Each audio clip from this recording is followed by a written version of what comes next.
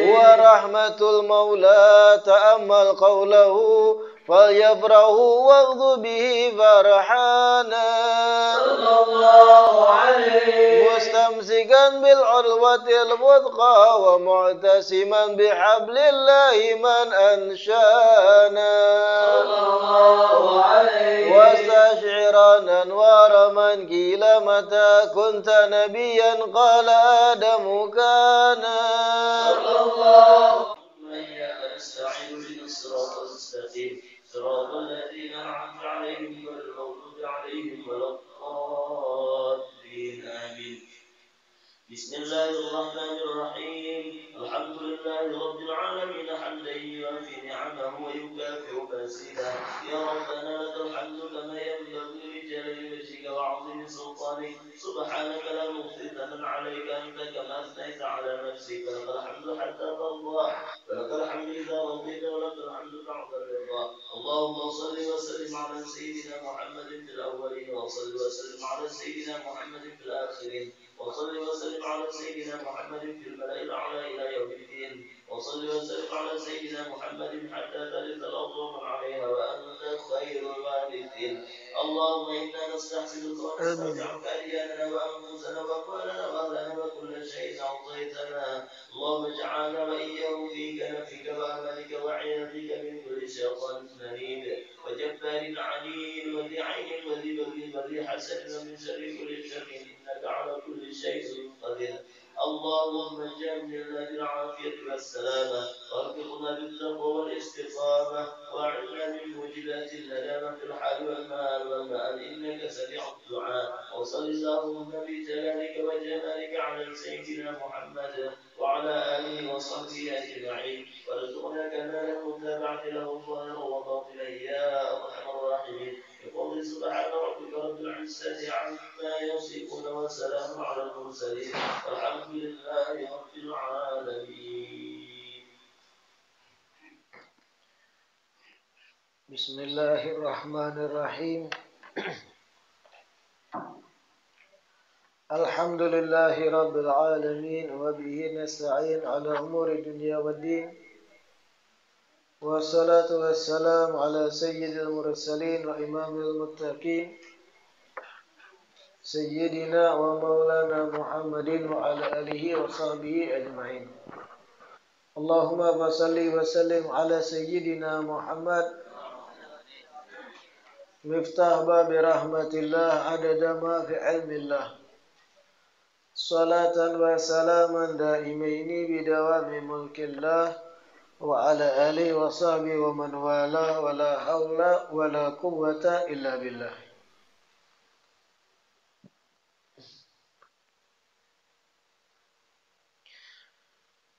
عن عائشة رضي الله تعالى عنها قالت قال رسول الله صلى الله عليه وسلم إذا رأيتم الذين يتبعون ما تشابه منه يعني القرآن فأولئك الذين سمى الله فاحذروهم رواه البخاري ومسلم. Alhamdulillah, segala puji semata dan senantiasa terhatur kehadirat Allah yang masih memanjangkan umur, melimpahkan kesehatan kepada kita seberataan sehingga diperjumpakan lagi di majelis ilmu kita ini yang selalu kita berharap mudah-mudahan kegiatan majelis ilmu ini membawa kita pada kebaikan-kebaikan akhirat. Amin ya rabbal alamin. Kitab Nurul Iman kita pertemuan terakhir sudah membaca hadits yang ke-17. Yang mana hadits ke-17 yang terakhir kita baca berkaitan tentang Jangan menganggap remeh jenazah yang lewat. Hari ini kita masuk hadis yang ke-18. Diriwayatkan dari Aisyah radhiyallahu taala anha. Sayyidatuna Aisyah ini adalah putri dari Sayyidina Abu Bakar As-Siddiq radhiyallahu anhu. Anak dari Sayyidina Abu Bakar. Ummul Mukminin. Beliau Siti Aisyah termasuk dari ibunya orang-orang beriman. Karena Siti Aisyah salah satu dari istri-istri Nabi mulia Nabi kita Muhammad sallallahu alaihi wasallam. Siti Aisyah radhiyallahu anha, istri Nabi sallallahu alaihi wasallam, tazawwajaha Rasulullah sallallahu alaihi wasallam qabla al-hijrati bi Makkah. Wa hiya bintu sitti sinin wa qila sab'in. Wa bana biha bil Madinati wa hiya bintu tis'in. Wa tuwfiya anha wa hiya bintu 18 sanah. Dengarkan, Siti Aisyah radhiyallahu anha dinikahi oleh Rasul sallallahu alaihi wasallam sebelum hijrah. Jadi pernikahan Nabi dengan Siti Aisyah itu sebelum hijrah terjadi. Sebelum hijrahnya kaum muslimin dari Mekah menuju Madinah. Dengarkan, wahia bintu sitti sinin. Jangan bingung. Ketika Nabi menikahi Siti Aisyah, akad nikah maksudnya, saat itu umur Siti Aisyah disebut sekitar 6 atau 7 tahun. Ulun ulangi. Ketika dinikahi Nabi sallallahu alaihi wasallam, putri Sayyidina Abi Bakar ini, saat itu beliau Siti Aisyah ini antar 6 atau 7 tahun dinikahi oleh Nabi sallallahu alaihi wasallam. Wa bana biha bil Madinah wa ya bintu tis'in. Dan Nabi berkumpul, artinya memiliki waktu khusus dengan Siti Aisyah itu ketika sudah hijrah di Madinah. Dan saat itu Siti Aisyah berumur 9 tahun. Wa tuwfiya anha, dan ketika Nabi meninggal dunia, Siti Aisyah berumur 18 sanah, 18 tahun. Nah, ini pasti kita-kita yang hidup di zaman ini mendengar tentang umur Siti Aisyah ketika menikah, rata-rata bingung langsung. Nabi menikahi Siti Aisyah, artinya halal menjadi suami istri, dinikahkan oleh Sayyidina Abu Bakar As-Siddiq sebagai ayah beliau. Itu kurang lebih umur 6-7 tahun. Dan itu sah-sah saja dalam aturan fikih. Akad nikahnya merubah hubungan jadi suami istri menjadi pasangan yang halal. Wa bana biha bil Madinah wa hiya tis'un. Dan Nabi mulai menjalankan rumah tangga dengan Siti Aisyah, gabung, itu ketika Siti Aisyah umur 9. 9 menuju 10. Gitu. Kita-kita yang zaman wah ini kadang mendengar ini bingung. Pasti bingung ya. Karena yang kita pikirkan, kita yang hidup di abad 14 Hijriah ini, gadis berumur 9 tahun tuh halus dalam pikiran kita. Khususnya genetik kita orang Asia. Pian orang Asia lain. Orang Asia lain. Asia itu artinya daerah-daerah Asia. Mencakup Malaysia, Indonesia, Thailand. Beda dengan ras Eropa, Barat, Arab. Kita beda. Kalau ulun masih ada daerah Arab. Kalau pian Asia murni. Kita genetik orang Asia ini. Umur 9 tahun gadis. Lebih-lebih abad 14 Hijriah sekarang. 9 tahun tuh kecil masih. Halus. Belum bisa apa-apa. Jangan disamakan dengan keadaan sekarang. Dan jangan disamakan dengan keadaan gadis-gadis kita di sini. Umur 9 tahun di zaman Nabi SAW itu sudah dianggap dewasa beginian. Artinya layak sudah untuk menikah. Atau bahasa Indonesia yang pas tuh bongsor. Tahu bongsor lah ya?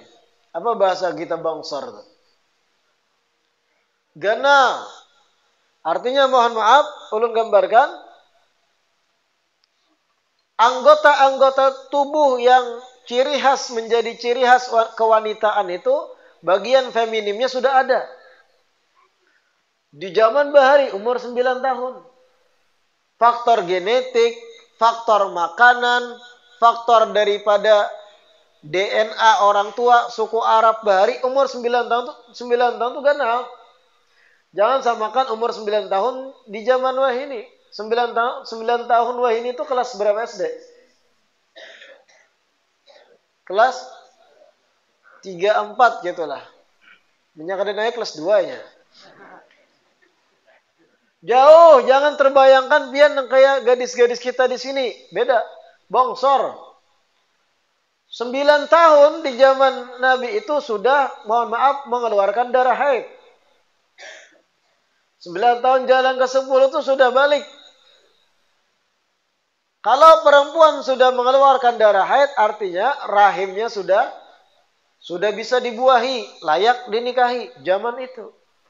Namun gadis-gadis kita wah ini umur berapa belas tahun biasanya hanya haid. Ada nang kelas 6, ada nang 1 SMP, ada nang kuliah hanya haid. Ada mungkin. Beda lah genetik wah ini dan zaman Nabi SAW. Dan itu faktor-faktor yang membeda banyak. Genetik, ras, suku, faktor makanan, cuaca, faktor kebiasaan orang tua, faktor iklim lagi, daerah tropis, daerah panas dan sebagainya. Sehingga pertumbuhan gadis-gadis itu beda. Lebih-lebih ini 14 abad yang silam. Jadi ketika pian mendengar pernikahan Nabi, Nabi mulai menjalin rumah tangga dengan Siti Aisyah. Ketika Siti Aisyah umur 9 tahun, pian jangan mahayal-hayal, ini sama dengan kayak zaman wah ini. Salah luput. Dan jangan sampai terperangkap oleh pemahaman-pemahaman yang mencoba menyerang akidah orang Islam dari sisi ini. Kenapa?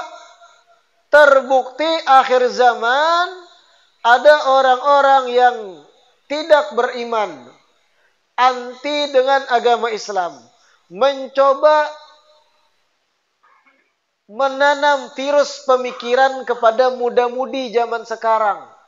Apa virusnya? Nabi kalian, Nabi Muhammad, itu pedofil. Tahu pedofil lah? Bahari itu ada kisah siapa yang tumbur di Indonesia menikahi gadis di bawah umur tuh? 10 tahunan lewat itu. Siapa ngarannya? Syekh Puji. Wah. Ingatlah pian kisahnya. Kan tumbur Indonesia dulu. Tapi zaman itu belum ada Facebook, belum ada WhatsApp. Jadi kada setumbur apabila terjadi zaman ini. Ada seruan-seruan yang ingin merusak pemikiran muda-mudi generasi muslim-muslimah zaman ini. Mencoba menanam virus. Itu Nabi kalian kenapa bernafsu pada anak kecil? Umur 9 tahun. Bahkan dibuat karikatur terkadang. Nabi yang sudah tua berjenggot ubanan kemudian menggendong anak kecil yang masih halus. Lalu mereka nisbatkan ini Nabi Muhammad, ini Siti Aisyah. Bayi yang masih menyusu atau digendong oleh Nabi. Lalu disebar karikatur tadi, gambar itu. Lalu merusak pemikiran muda-mudi yang jauh dari majelis ilmu. Dan bahaya itu. Pian meragukan dengan tindakan yang pernah dilakukan Nabi dan pian anggap salah, kita bisa murtad. Na'udzubillah min dzalik, bahaya itu. Ihlah kenapa ya? Nabi, mohon maaf bahasanya ini contoh, nafsu lawan gadis masih belum balik, kekanakan. Amun dipadangin umur 9 tuh bengusan. Bahaya nih. Mengomentari sesuatu yang sudah dicontohkan Nabi. Lalu kayak apa supaya menenangkan hati kita ketika diserang virus kayak itu? Al-Habib Abu Bakar Adni Al-Masyhur, salah seorang daripada guru-guru kami di Hadramut, pernah suatu ketika beliau membahas hal ini. Ujar beliau, musuh-musuh Islam mencoba merusak afkar, pemikiran muda-mudi zaman sekarang.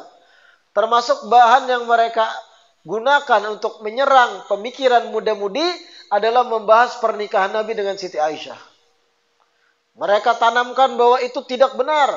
Nabi seorang pedofil, menikahi gadis di bawah umur, tidak layak orang tua menikahi gadis dan sebagainya. Habib Abu Bakar Adni dengan tegas menjawab, mari kita analisa secara logika, ajar beliau. Dengarkan nih penjelasan ulun. Kita tahu dalam sejarah Rasulullah SAW itu dimusuhi, diperangi, dibenci oleh orang-orang kafir Quraisy. Iya apa kada? Apapun yang kau jadi bahan untuk menjatuhkan Nabi di mata pengikut Sidin, pasti dipakai oleh kafir Quraisy untuk menjatuhkan Nabi. Ulun ulangi. Kafir Quraisy itu memantau, mencari info apapun yang berkaitan lawan Nabi. Kalau ada bahan yang kawa mereka pakai untuk menyerang pengikut Nabi, mereka pakai.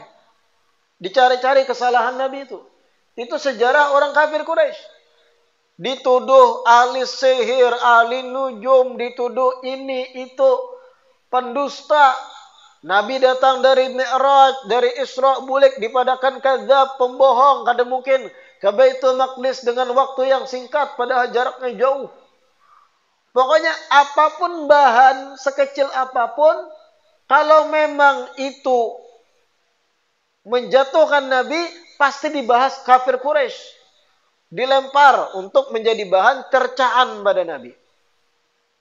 Tetapi jar Habib Abu Bakar Al-Masyhur, kalau kita kaji kitab-kitab sejarah yang tipis, yang tebal, yang banyak belasan jilid, tidak ada satupun ada sejarah menulis orang-orang kafir Quraisy yang memusuhi Nabi, hidup langsung di zaman Nabi, pernah mencemooh Nabi, mencaci Nabi, atau menjadikan bahan cacian terhadap Nabi tentang pernikahan beliau dengan Siti Aisyah. Kada pernah dalam sejarah. Pahamlah jalan. Kada ada sejarah dari A sampai Z, kitab sirah, kitab sejarah menulis orang-orang kafir Quraisy menjadikan pernikahan Nabi dengan Siti Aisyah bahan cemoohan untuk menjatuhkan Nabi. Kada pernah. Padahal kafir Quraisy itu selalu mencari bahan untuk menjatuhkan Nabi. Tapi pernikahan Nabi dengan Siti Aisyah kada pernah dibahas dan kada pernah dijadikan bahan menjatuhkan Nabi. Apa alasannya? Karena pernikahan tersebut kada masalah di zaman itu. Paham lah ya? Karena itu dilakukan juga oleh orang-orang kaum Arab di zaman itu. Dan umur 9 tahun itu dewasa di zaman Nabi SAW. Ini jawabannya. Seandainya itu aib, kada bujur, kada benar menikahi gadis 9 tahun, kada bagus, kekurangan itu dianggap. Seandainya kayak itu, pasti sudah dipakai bahan tersebut untuk mencaci Nabi oleh kafir Quraisy. Abu Bakar, Nabi yang kalian imani menikahi perempuan di bawah umur. Itulah yang ikam imani. Paling kada ada cemoohan. Tapi kada ada sejarah sedikit pun menulis kafir Quraisy mencemooh pernikahan Nabi dengan Siti Aisyah. Kenapa? Karena bukan aib. Artinya dalam sudut pandang orang Arab di zaman itu ini pernikahan sah. Benar. Kada menyalahi daripada adat istiadat di zaman itu. Paham lah, Ben? Ibarat nih pian nih. Beisi musuh. Benci pian lawan musuh pian itu. Kada katuju pian. Dan pian hati pian tuh kada baik. Rigat. Jahat pian. Musuh pian itu kayak pacarannya pian hendak menjatuhkan musuh pian itu. Itu biasanya pian cari kesalahan-kesalahannya. Inya menguhukmi di warung gini pian itihi. Mudahan ada tersalahnya. Mana aku jadi bahan. Ibarat inya menggunting kecap tuh. Titik kecap setitik di meja warung. Dibahas oleh kita. Yang penting menjatuhkan inya. Itu biasanya orang-orang nang hatinya rigat itu. Kafir Quraisy alahan pada rigat. Kafir kada beriman. Dicari kesalahan sedikit pun yang dilakukan Nabi. Nang kayak pian seandainya memusuhi orang. Jangan pian insya Allah bersih beratan. Ada orang jahat. Memusuhi, dicari kesalahan. Orang tersebut contohnya berjalan. Pinak bagaru paha. Wah itu gatalan. Itu orang tuh gatalan penyakit jangan diparaki. Dicari kesalahan. Ibarat orang tersebut lambat berjumat ke masjid. Karena mohon maaf contohnya kalawasan betakai. Orang azan jadinya masuk masjid. Dilihati oleh nang musuh. Dikesahkan, wah itu kada benar, kada bujur. Orang azan hanya ke masjid. Wah, dijadikan bahan. 2 minggu bebuih muntung itu jadi bahas. Kada bermusuh tadi. Dicari kesalahan. Antar lawan politik zaman ini nih. Sama-sama calon di wilayah yang sama. Wah, dicari kesalahan. Saling lapor. Wah, ini berbagi bakul bahari. Laporkan bakulnya. Wah, kan rame semalam tuh. Nang seikung melapor bakul. Nang seikung ketika dilapor kada apa-apa. Nang seikung pencitraan lawan ulama. Nang melaporkan bakul. Nang seikung bejoget. Saling cari kesalahan. Wah, saling lapor. Begitu orang rival saling bermusuh. Kafir Quraisy paling benci lawan Nabi. Paling kada ketujuh lawan Rasul. Kada pernah sejarah mencatat mereka membahas pernikahan Nabi dengan Siti Aisyah. Jakanya itu aib di zaman itu pasti dibahas mereka. Tapi kada, berarti bukan aib. Paham lah? Nah itu, kalau pian-pian nih, contohnya bubuhan pian yang duduk di bangku sekolah umum. Tetamu guru-guru yang pemikirannya modern, tapi akidahnya dangkal. Terkadang guru-guru nang umum ini pemikirannya dangkal, akidahnya dangkal, kadang bebarang juga. Ulun pengalaman waktu sekolah umum, karena ulun madrasah sanawiyah sebelum pondok pesantren. Waktu itu pelajaran tentang geografi kalau kada salah. Waktu itu membahas tentang manusia-manusia purba. Pithecanthropus mojokertensis salah satunya. Nama-nama makhluk purba bahari. Karena ditemukan tulang belulungnya kisahnya di Mojokerto.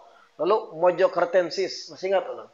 Dan beberapa nama-nama manusia purba lainnya. Dulu itu jadi materi pelajaran di buku-buku kurikulum zaman kami. 2001-an, 2000-an.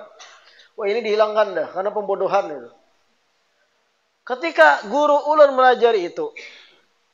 Ulun bertanya lawan guru. Didengar oleh murid yang lain. Pak, bapak orang yang majan. Kalau pian menyampaikan materi ini dan memadahkan manusia ini tadinya adalah kera. Teori Darwin masih ada waktu itu di kurikulum.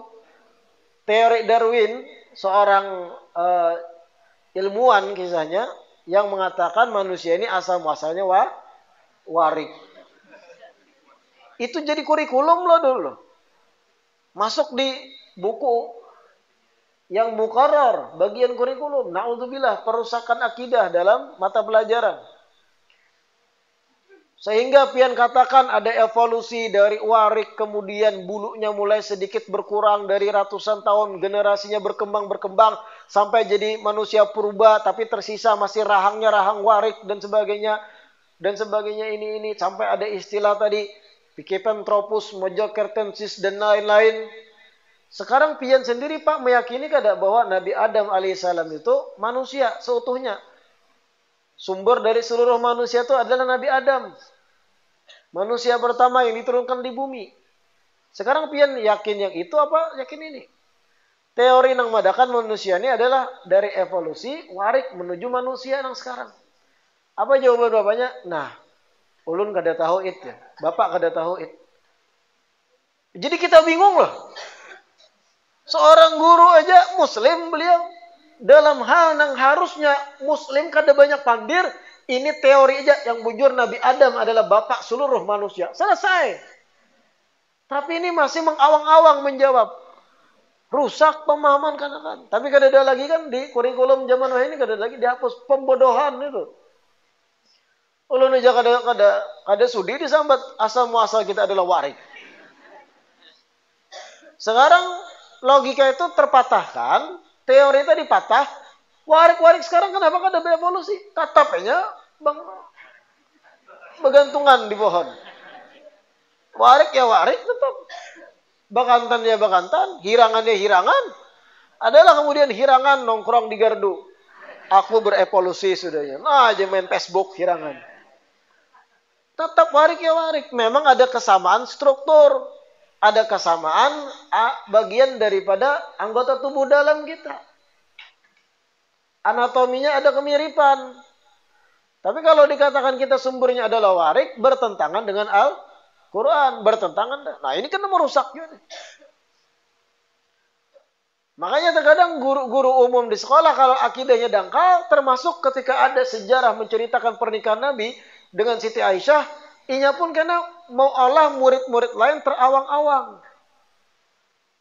Nah, kalau gini Bapak tidak tahu. Bisa jadi. Tapi ini. Coba dengan tegas. Jawab. Itu bukan merupakan aib. Dan jangan samakan gadis di zaman Nabi dengan gadis zaman sekarang. Seandainya itu merupakan aib bagi Nabi, tingkah laku yang salah, kenapa kafir Quraisy tidak pernah tercatat dalam sejarah membahas hal ini? Itu artinya hal ini adalah yang lumrah di zaman Nabi. Nah, kayak itu kan jelas murid. Iya, siap Pak. Jangan mu'ala murid ini terawang-awang, bingung guru-guru di sekolah nih. Makanya perlu memang guru-guru itu diberi asupan akidah, pemahaman Islam lagi lebih mendalam. Alhamdulillah kan ada lagi materi-materi tadi tentang manusia purba, teori Darwin dan yang rusak pemikiran kekanak-kanak. Kacau akhirnya. Nah, kira-kira paham? Seandainya pian karena ada yang menyampaikan dan mempermasalahkan pernikahan Nabi dengan Siti Aisyah, kayak apa pian menjawab? Jawabannya, jangan samakan genetik kekanakan gadis zaman ini dengan zaman Nabi. Umur 9 tahun di zaman Nabi itu sudah haid dan berbadan bongsor. Bagian-bagian tubuh yang feminim ciri khas wanita itu sudah ada. Beda dengan gadis 9 tahun di zaman ini.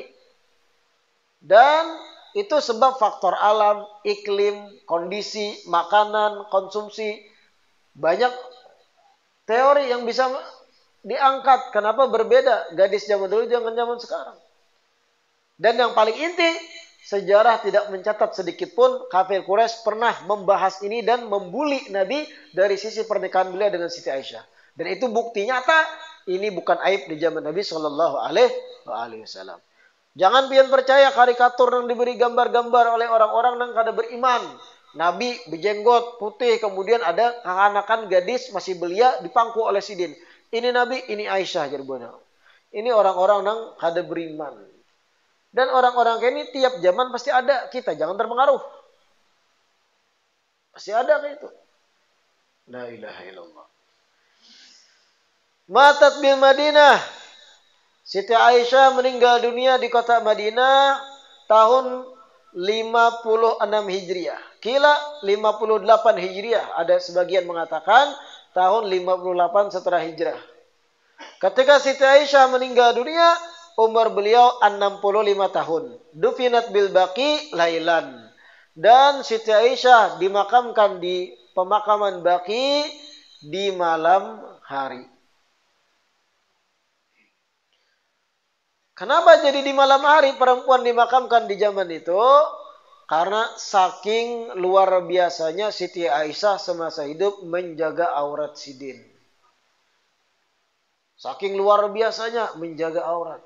Artinya jangan sampai dilihat lekuk tubuh jenazah sidin oleh laki-laki yang bukan mahram ketika jenazah itu digotong, diangkat. Kalau malam kan kadap, kada ada lampu zaman bari. Sekedar mungkin api dan yang lain. Sehingga lekuk tubuh sidin kada kelihatan ketika jenazah itu dibawa dimakamkan di Baqi. Sampai setelah meninggal tuh menjaga aurat tuh. Kayak apa? Wanita zaman wah ini istilah makai baju nang kurang kain. Mana motifnya motif macan. Ingin memberi kesan nakal. Pau, kada ada rasa malu. Siti Aisyah itu dalam satu riwayat pernah diceritakan Nabi SAW meninggal dunia dan dimakamkan di rumah sidin. Di kamar Siti Aisyah. Ketika itu ujar Siti Aisyah, aku bolak-balik masuk kamarku, Nabi dimakamkan. Aku biasa membuka hijab, rambutku kelihatan. Ketika ayahku Abu Bakar Siddiq meninggal, dimakamkan di sebelah Nabi, aku pun biasa bolak-balik kamar tersebut. Hujrah itu, Asy-Syarifah. Aku pun membuka rambut biasa. Tapi ketika sudah Sayyidina Umar Ibn Al-Khattab meninggal dunia dan dimakamkan dekat dengan makam ayahku dan makam suamiku yaitu Rasul SAW, aku tidak pernah masuk kamar tersebut kecuali mughatta, tertutup rapat auratku. Karena Umar ini bukan mahramku. Padahal ini kuburan. Sayyidina Umar ini dalam kubur. Tetap Siti Aisyah itu menutup aurat sidin. Karena Umar ini bukan mahramku. Kalau Abu Bakar ayahku mahram. Rasulullah suamiku. Tapi Umar ikut di makam di situ bukan kadang menghormati Sayyidina Umar, tapi memang statusnya bukan mahram. Betutup sidin masuk kamar padahal dikubur orangnya. Secara hukum syariat fikih pun padahal kada apa-apa. Kenapa? Karena ini bukan mukallaf lagi dikubur. Kada melihat. Tapi sidin tetap tutup rapat dari aurat ketika masuk kamar tersebut. Karena ada makam di situ orang yang bukan mahramku. Orang mulia itu Sayyidina Umar. Kayak apa zaman wahai ini bebinian. Mun ada mintuha hanya liput lawan jilbab. Mintuha datang jauh contohnya mulai Tenggarong. Ada nang mintuha dari Tenggarong. Contoh aja. Datang mintuha liput lawan jilbab. Wah, 2 lapis saja jilbab. Ba mintuha boleh hanya ram 15 menit jalan motor mintuha best. Gerah. La ilaha illallah. Membuka tadi di muka rumah pulang santai. Ada peduli lawan orang melihat. Rumahku juga pelataranku terserah aku. Aku nak ada jilbab panas. Apa urusan lo? Orang padangin lu lalu. Biar pelataran pian kalau sekiranya orang lewat bisa melihat tutup aurat. Siti Aisyah tuh ummul mukminin. Contoh tauladan bagi wanita zaman ini. Kuburan Sayyidina Umar, kuburan tanah bertumpuk jenazah itu dalam tanah. Kada mau sidin muka jilbab. Karena Umar bukan mahramku. Gitu bang. Kadang biasa. Bapak guruan lewat di kampung. Hanyar lipet. Guruan kadang-kadang. Wah di muka rumah santai bicarian kutu. Jangan tutup aurat. Ayo. Turuti ummahatul mukminin. Turuti kayak apa wanita-wanita superior. Wanita-wanita yang penghuni surga mencontohkan kita. Kayak apa menutup aurat? La ilaha illallah. Kanat afqahan nisa mutlaqan. Siti Aisyah disebut paling pahamnya fikih atau syariat dari seluruh kalangan wanita. Menjadi rujukan dari berbagai macam masalah-masalah syariat Siti Aisyah. Dan Rasulullah Sallallahu Alaihi Wasallam tidak pernah menikahi perawan kecuali Siti Aisyah. Seluruh istri Nabi semua itu janda. Yang perawan satu-satunya adalah Siti Aisyah radhiyallahu anha binti Abi Bakar Siddiq. Yang lain seberatan armalah, aramil, janda beratan. Yang perawan cuma Siti Aisyah radhiyallahu anha wa ardhaha. La ilaha illallah. Lanjut ke hadis. Qala Rasulullah sallallahu alaihi wasallam, "Idza ra'aitumul ladzina yattabi'una ma tashabaha minhu, yakni Al-Qur'an, fa ulaika alladzina sammallah fahdharuhum wallahu a'lam." Itu penjelasannya panjang. Ada hawa 5 menit, 10 menit.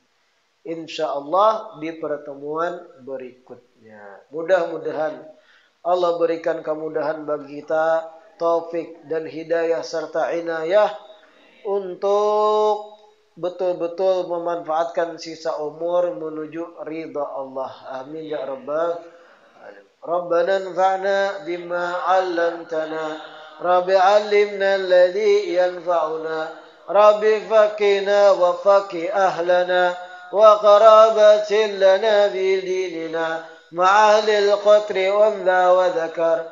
Rabbi waffiqna wa waffiqhum lima ترضي قولا وفعلا كرما وارزق كل حلالا دائما وأخل أتقياء علما نعضى بالخير ونكفى كل شر ربنا أصلح لنا كل الشؤون وأقر بالرضا منك العيون واقض عنا ربنا كل الديون قبل أن تأتينا رسل المنون واغفر السر أنت أكرم من ستر وصلاة الله تبشى المصطفى من إلى الحق دعانا والوفاء بكتاب فيه للناس الشفاء وعلى الآل الكرام الشرفاء وعلى الصحب المصابيح الغرر اللهم اهدنا بهداك وجعلنا ممن يسارع في رضاك ولا تولنا وليا سواك ولا تجعلنا ممن خالف أمرك وعصاك